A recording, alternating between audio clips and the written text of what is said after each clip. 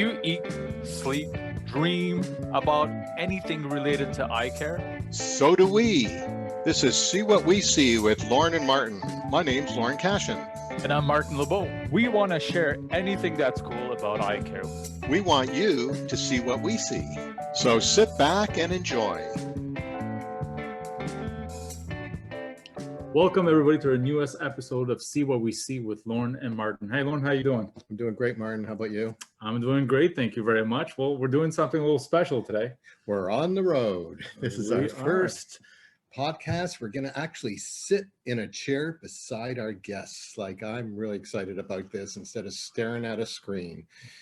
That's correct. So am I actually. We're actually here in Gatineau, Quebec, just across the bridge from Ottawa. So there's a reason why we're here. I was going to say Ottawa because that's what I think of, but we're here for Transition Studio.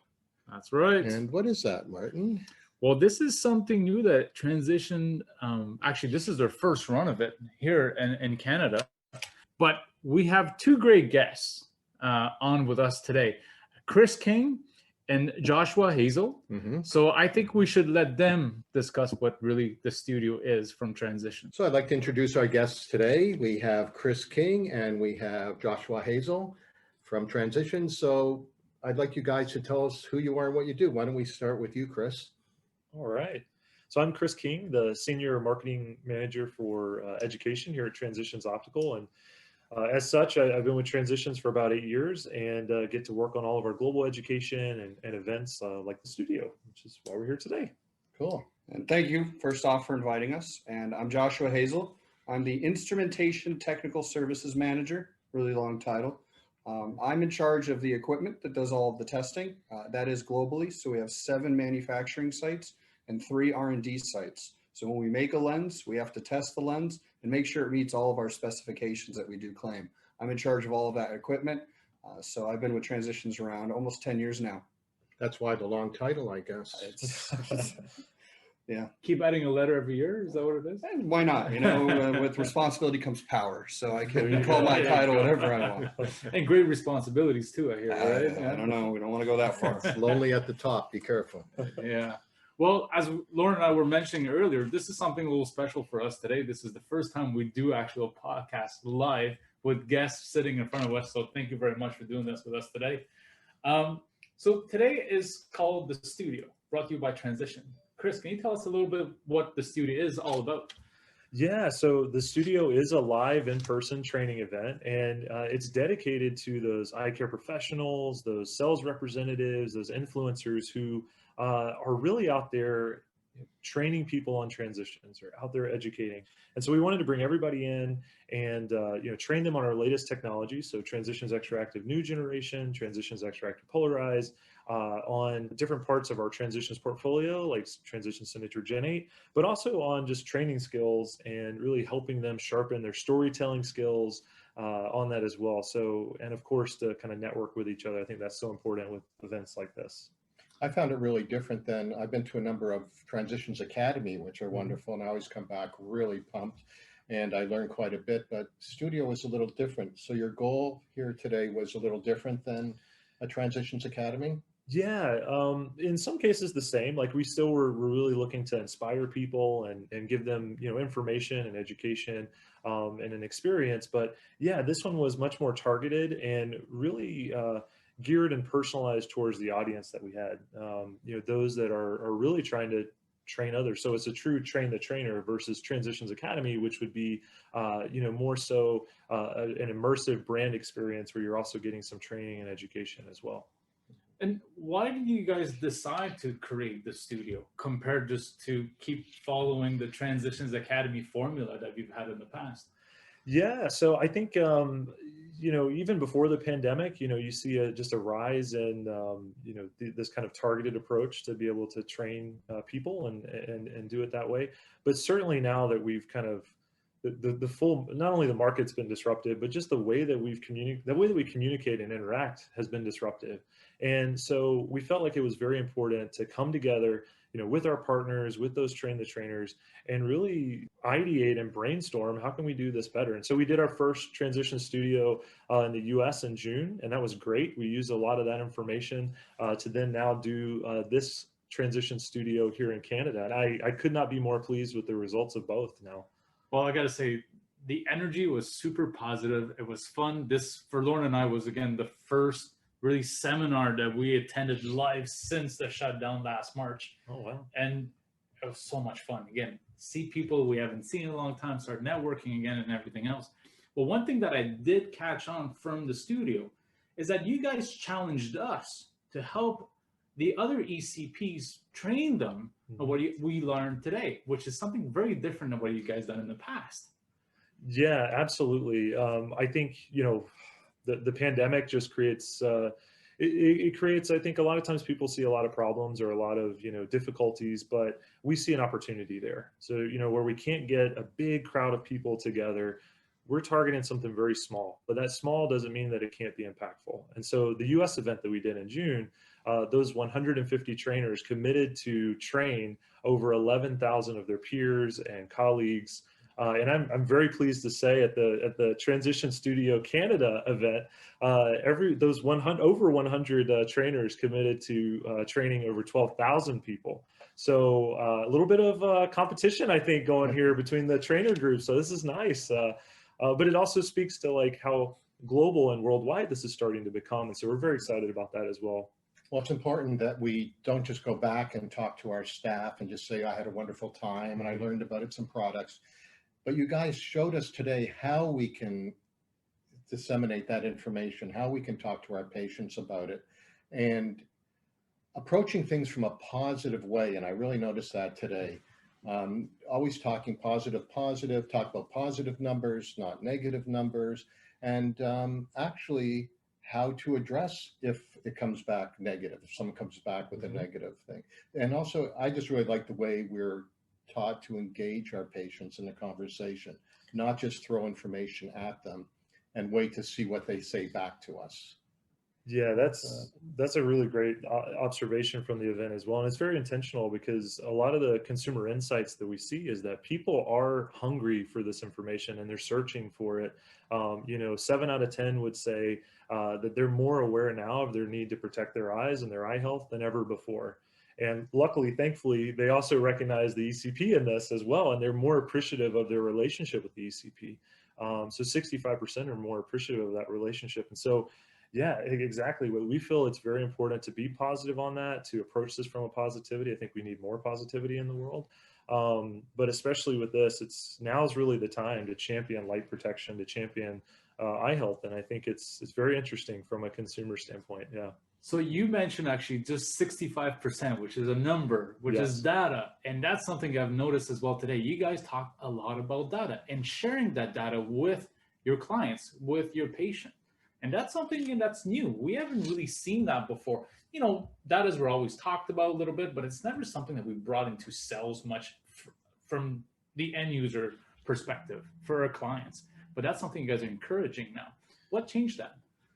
Yeah, I think we've always been about within our product development. I'm sure Joshua will talk as we kind of go in through here on the R&D and a lot of the stuff that we do to create a lot of our product innovations for that. But we feel it's also important to be able to share those insights, especially as we're seeing trends emerge, with people on this, with eye health and with light protection.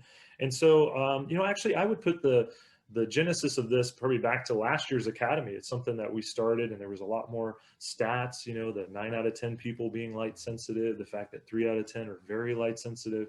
These were things that the more and more we shared them, the more and more we saw that they resonated with eye care professionals in particular, wanting to just get a better pulse on, the market and what consumers and patients were already kind of coming in and talking to them about, but giving a quantifiable number and some research behind it, I think is very important too. So yeah, lots of infographics, lots of amazing things to share. You just mentioned something about light sensitivity. And when I started hearing that today, I never approached transitions from a light sensitivity. I always thought about it as a sunglass.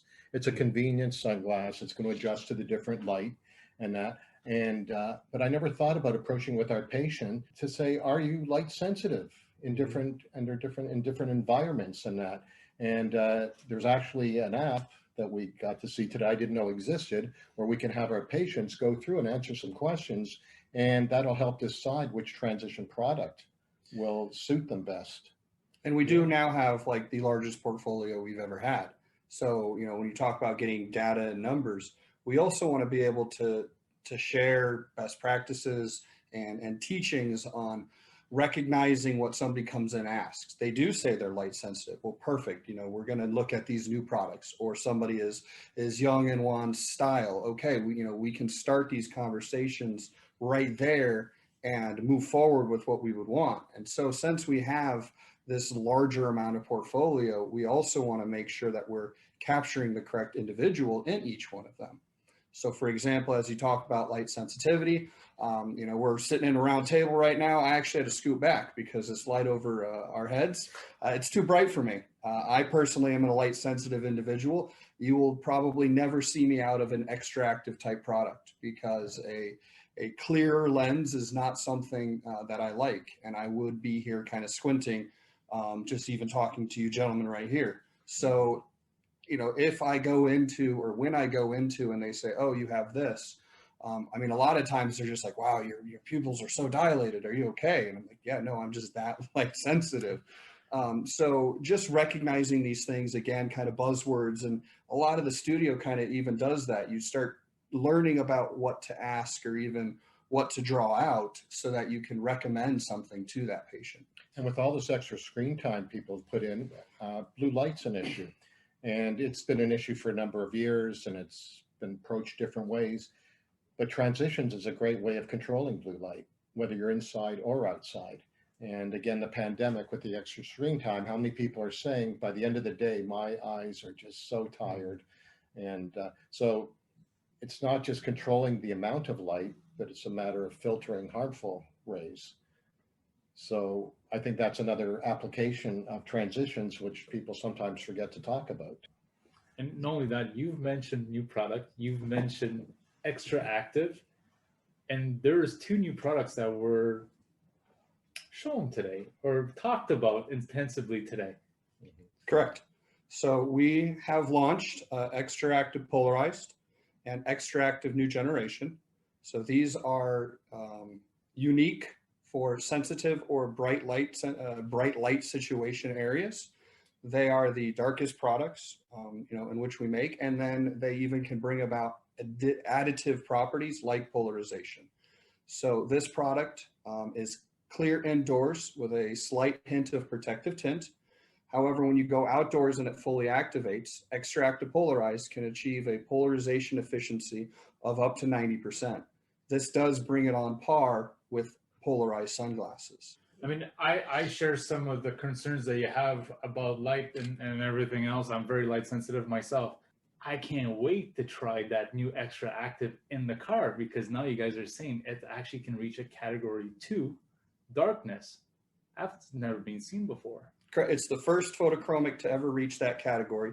That is extra active new generation. So it is the secondary launch, or the new product that's coming out. It is also available in 3 colors. So it'll be available in brown, gray, and graphite green. So this product, again, does activate behind the windshield to a category 2 lens, but it also works very well at high temperature. So at high temperature, it is the only photochromic in the category of extra dark, or clear to extra dark, that obtains and achieves category 3. So it is a dark lens.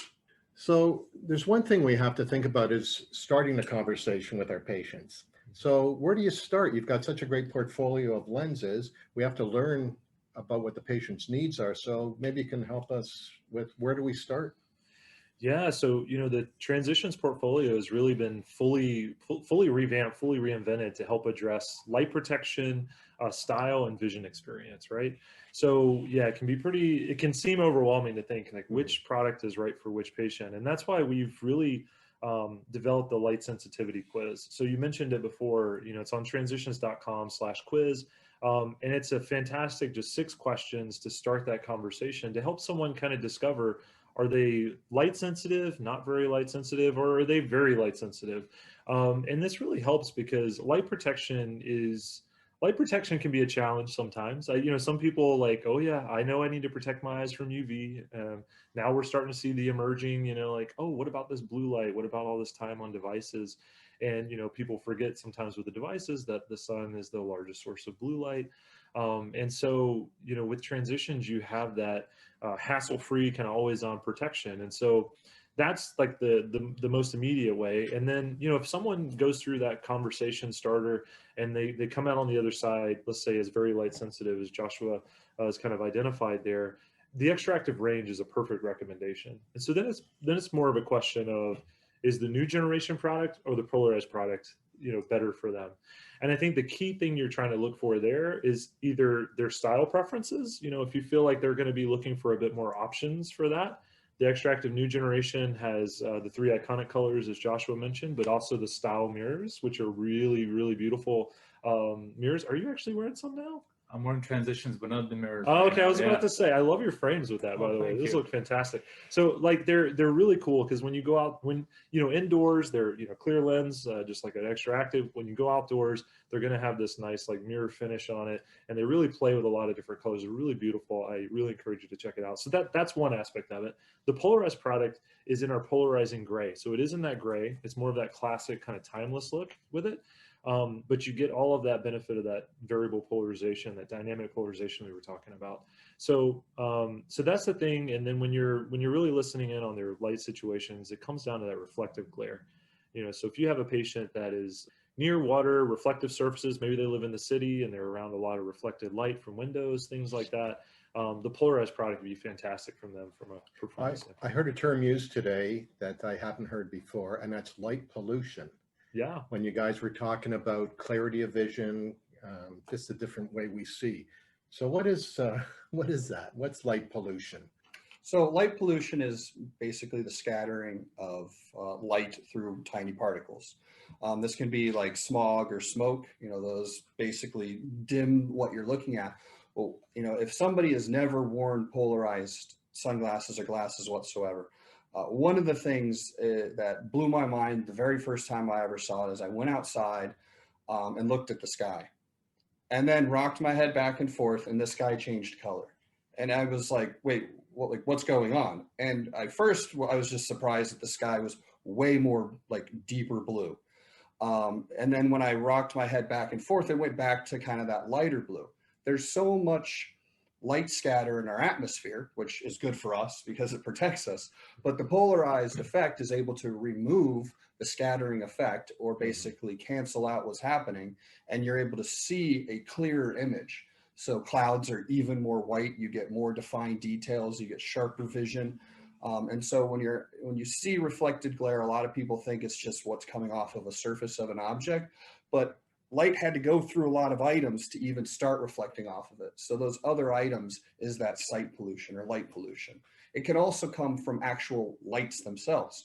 So anybody is interested in astronomy knows you can't look at stars in the middle of a city.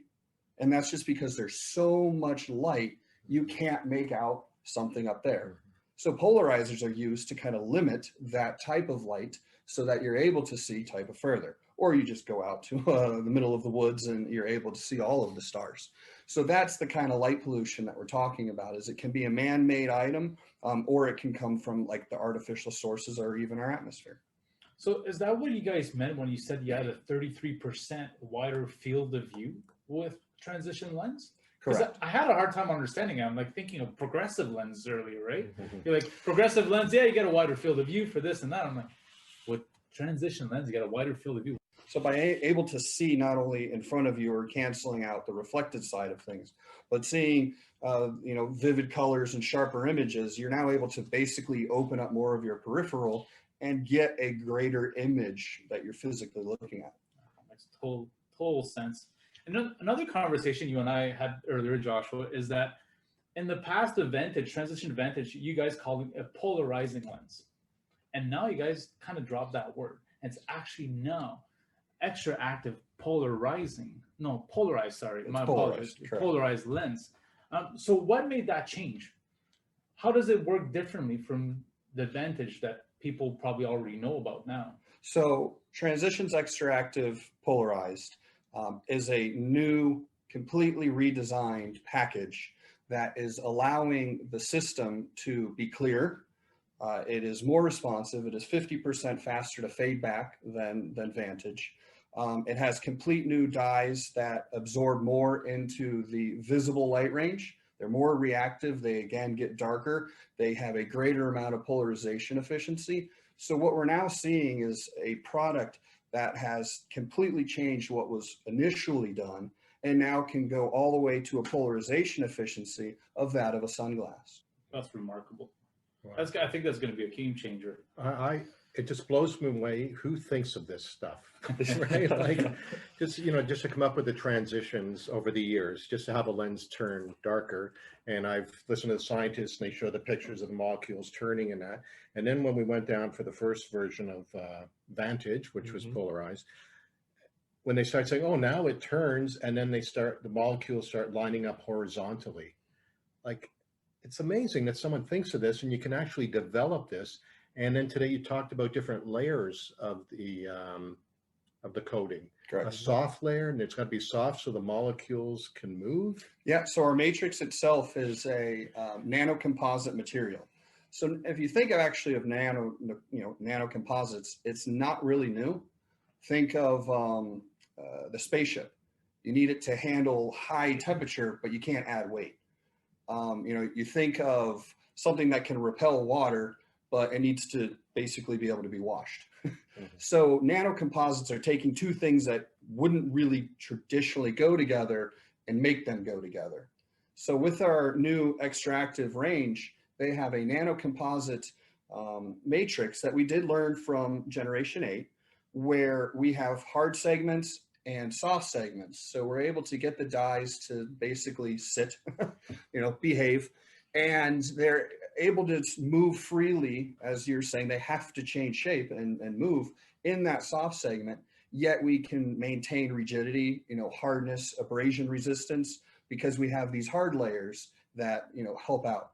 And I have, just because we had an Olympian here at the studio, Georgia Ellenwood, I have to use my my runner analogy for this. So that's the technical version there. For me, I like try to make it all into something I can train people on. So for me, I see it as, you've got this Olympic athlete, right? That's the extractive dyes. They're high performance dyes. They're amazing.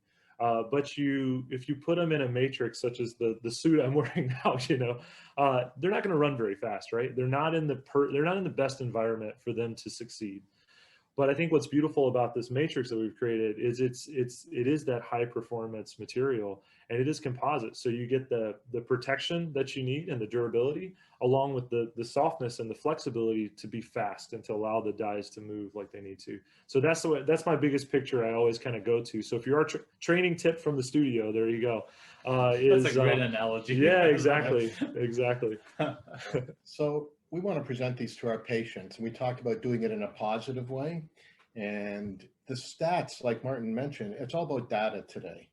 And you were sharing a lot of stats about patient satisfaction and the guarantee or warranty that if a patient tries it and doesn't like it, they'll take it back. And from some of the anecdotal responses from the audience today, from some of the people who have really expanded transition sales in their practice, hardly anyone ever brings them back. So the percentage, you were giving us a lot of percentages about satisfaction. Yeah, it's up there. Honestly, our biggest objective, I'd say, as a brand, is recruitment. It's just getting the word out about the lenses, because once people try transitions, they don't go back. They don't go back to clear, and they're willing to try more things that protect their vision as well. I mean, we actually see a lot where somebody comes into the transitions category there, and then they end up being more receptive to sunwear, is because they understand now the value of light protection as well. And so transitions becomes the first pair and sunwear becomes the second pair sale in those. And so you're absolutely right with that. It's very interesting, some of the stuff we're seeing there, and the approach that a lot of eye care professionals that having a lot of success with this is recommending it as a primary pair, because they know that they're just not going to, like, once people try it, they're not going to get the returns. They're not going to get that. In addition to the quality, there's just these added benefits that people never thought they could get out of an eyeglass lens. You know, they never thought you could have that level of kind of just easiness to life, you know. So it's really encouraging. Something else that was brought up is a fashion component. You know, we talked about colors, we talked about mirrors and that, but you showed us celebrities wearing them with their lenses in different stages. So we used to think, oh, they're either clear or they're super dark, and everything in between is kind of just the transition period, and it's whatever. Whereas now we look at and we see these people and it looks really cool. It's a fashion item, the in-between stages. It's, yeah, and depending on where you live, you know, if you're not getting full sun all the time, or maybe you are in sunny Florida like Joshua here, and you're getting full sun. Lucky him. Yeah. But depending on where you're at, you know, you're going to see a bit of that mid tint more often. And I think, you know, in the past people have kind of shied away from it, but in addition to just having the protective benefits that you're getting, because if the lenses are in a mid tint, you're getting that extra protection that you do need. That means there is UV present. That means you do need to protect your eyes more, but you're also getting that fashion element. And you know, just you know, tinted lenses are in fashion right now, but same thing with transitions. I think people have discovered, the celebrities, as you said, are discovering that, wow, I can have lenses that are clear indoors, and then in those scenarios, you know, the pool, you know, with the glasses, or in those like you know, overcast or covered kind of environments where you're not getting as much, you're going to see that beautiful mid tint. And I think our style colors, if you were able to check out the Lumino bar during that, where we had all the different products out, the style colors really pop in that mid tint. They really look beautiful in that, especially the amethyst and sapphire. Those have been really popular. Yeah, some of those new colors actually do very, very well in the store. But you kind of put it in a nice way. They are stylish. They are performing. So why do ECPs not sell them or provide the opportunity for patients to do more? Do we shoot our own selves in the foot all the time? Is it our fault? I mean, are we our own worst enemy when it comes to this? Well, you know, let's stay positive, right? Is this what this is all about? No, I think, you know, it's everybody's lives are so busy, and I have so much respect for eye care professionals these days, because you have to keep up with their eye health, and now you have to think about the styles and almost the psychological component of, you know, picking out eyewear. I mean, that's a whole realm of study even right now. What I love about transitions is it makes that easier for eye care professionals, so you can feel confident. Like, if I can recommend them transitions, their eyes are going to be protected, they're going to have a better visual experience, and they're going to appreciate the ability to have more choice and selection from a style component.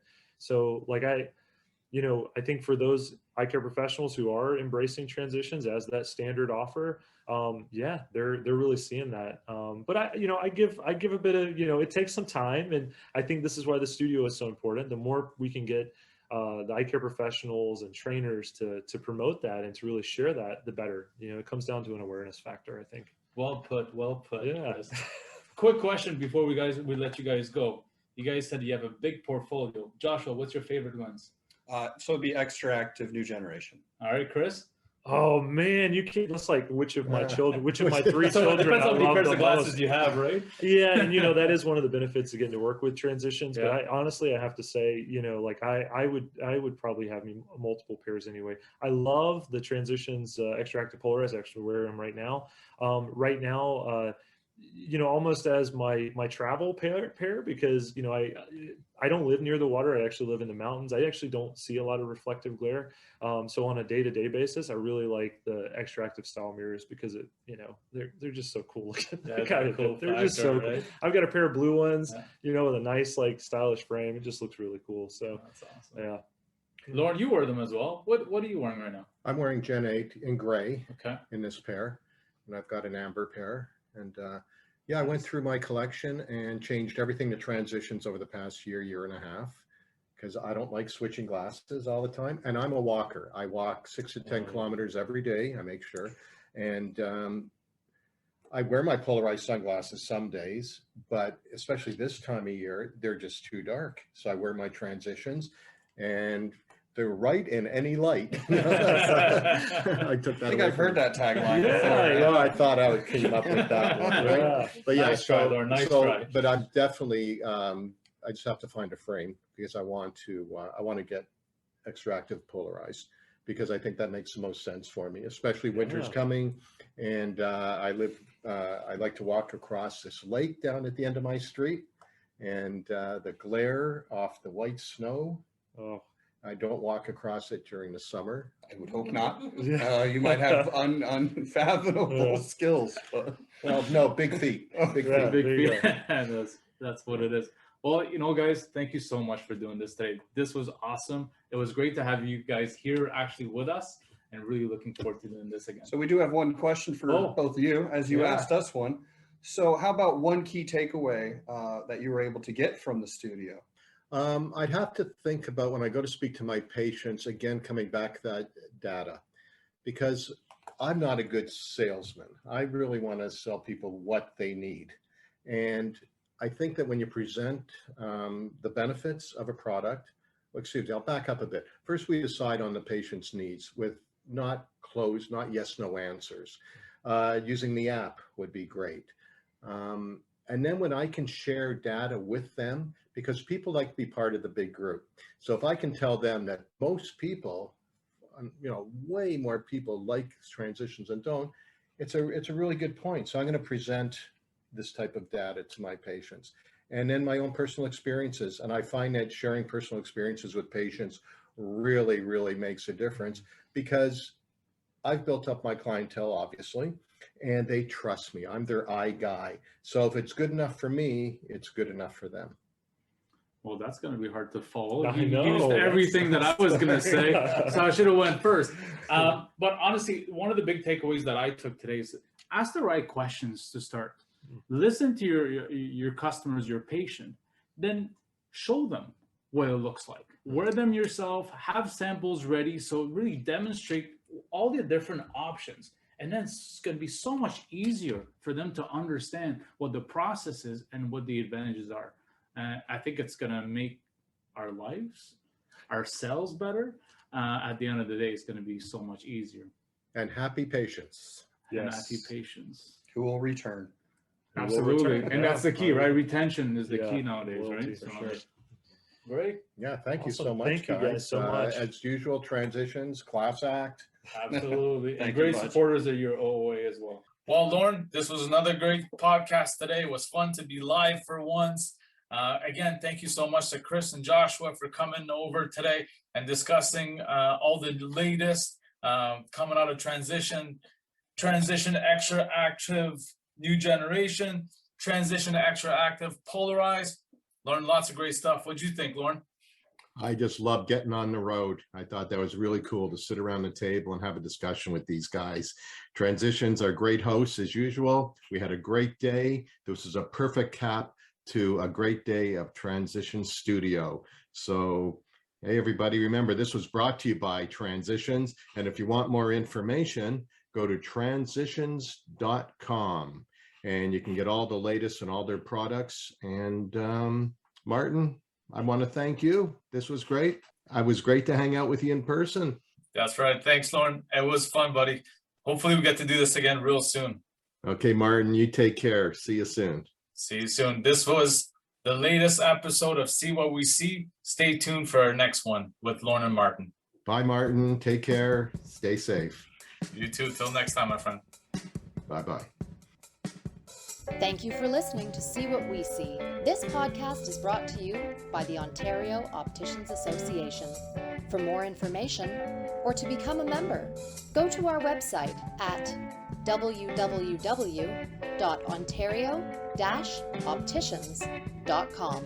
For all the latest updates, follow us on Instagram and Facebook at Ontario Opticians Association, on Twitter, OOA_frontline, and on LinkedIn, Ontario-Opticians-Association. Don't miss an episode of See What We See and subscribe to this podcast on your favorite streaming service. Thank you from the Ontario Opticians Association, the voice of opticians for 75 years.